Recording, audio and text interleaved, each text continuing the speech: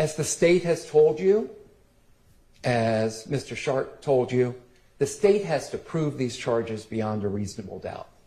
And they have to prove every element of these charges beyond a reasonable doubt. So let's just talk about reasonable doubt for a moment.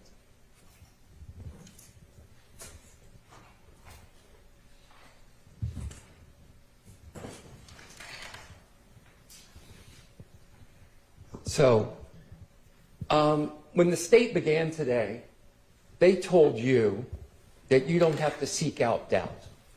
They don't want you to think about doubt. But the standard is they have to prove their case to you by guilt beyond a reasonable doubt. Okay. They have to prove their state to you by guilt beyond a reasonable doubt for each of the charges, for each of the elements. It can't be down here as highly unlikely. It is a very high standard. Possibly guilty, probably guilty doesn't do it. It has to be guilt beyond a reasonable doubt. The court is going to charge you. They're going to tell you, for example, that grave suspicion is not sufficient. And let me read you the charge you're going to hear. Facts and circumstances that merely place upon the defendant a grave suspicion of the crime charged, or that merely raises a speculation or conjecture of the defendant's guilt, are not sufficient to authorize a conviction of the defendant.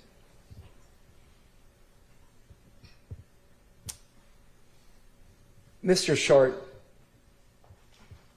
already explained so much about the evidence presented regarding the tragic killing of Donovan Thomas.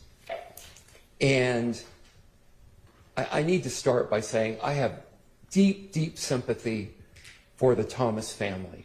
I cannot imagine what it must be like to lose a loved one to gun violence or any type of violence like that. I myself have 5 children, and just the thought of losing a child tears me up. So I don't know what they must be going through. But I think the evidence that has been shown to you does not demonstrate in any way that Mr. Kendrick is guilty beyond a reasonable doubt of the killing of Donovan Thomas. And as Mr. Sharp so ably demonstrated to you, I think that there are others whose perhaps guilt or responsibility for Donovan Thomas's death has been demonstrated far more than my client's alleged responsibility. Briefly, to not belabor the point that Mr. Sharp brought up, let's talk about Kenneth Copeland, Lil Woody. He was a character, right? I mean, he sat in that witness box, and he's a charismatic fellow, a very interesting guy. And he has certainly made the most of his star turn in this courtroom. But he never testified on this stand that Deamonte had anything to do with the killing of Donovan Thomas. He never testified on the stand that Deamonte and Garlington told him all this stuff, that Kendrick was involved in killing Donovan Thomas. He didn't tell you anything about, at the McDonald's, he learned anything about the killing of Donovan Thomas that Deamonte Kendrick was involved in. You didn't hear it at Sky House. You don't hear that from the stand from him. To the degree you heard any of that, it is in that June interrogation tape that was played to you.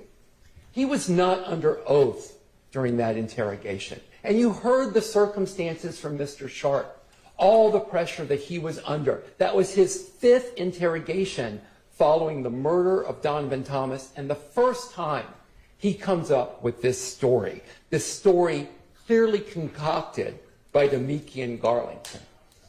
How'd you like the testimony of Deamonte and Garlington? Oh, you didn't hear any testimony from Deamonte and Garlington. Everything Garlington allegedly said, you heard through other people. And again, why did he lie to police? To use Mr. Sharp's phrase, because I always steal from the best. He didn't want to wear the blue jumpsuit. He didn't want to go to Rice Street. He didn't want to be in the Fulton County Jail. He didn't want to face years of prison. He finessed the police. He finessed the police. He is a master liar. He is an admitted master liar. And he has methodologies he uses to lie and try to make it convincing. And he explained all of that to you. Again, why doesn't he want to go to Rice Street? Well, he told you what jail was like. On my cross, he explained what jail was like. When he most recently spent time in jail, he had a broken toilet full of feces. There were flies everywhere. He had no food to eat. He had to put his shirt over his face to act as a mask to try to keep the smell down. What rational person wouldn't do everything they can to avoid that? And of course, now's the next question. How do you know when to ever believe Kenneth Copeland? And I don't have a great answer for you on that. I can tell you what he said on the stand during my cross. You know, he said, hand to God, I am telling the truth now. I have God in my heart. I have God in my head. Now, the state would have you believe about Mr. Copeland and Mr. Zachary, who I'll address next, that they got on the stand and they lied here. And they lied here, I'm sure they're going to say, because they're afraid of the defendants. And that is why they lie. But I'm going to argue to you that actually they got on the stand here and they told the truth. And they did it really almost in an act of bravery. Because when they get on the stand, the people they're afraid of is the state. They're afraid of the state. The state is the one that has the power to prosecute them. The state is the one that has the power to put them in prison. The state is the one that has the power to put Mr. Copeland in that jail cell with the non-working toilets and the feces and everything else that he is trying to avoid. But despite being afraid of the state, Mr. Copeland gets up here and tells you the truth. Quindarius Zachary, again, he lies to police. He lies to police repeatedly. And when I confronted him with those lies, why did you lie? You know, he said, Yak never told me nothing. Yak never showed me nothing but love. Never showed me nothing but love. But he lied on him anyway. And why did he lie? Because Garlington came to him with a play. And what's the play? The play is to blame other people for the death of Donovan Thomas.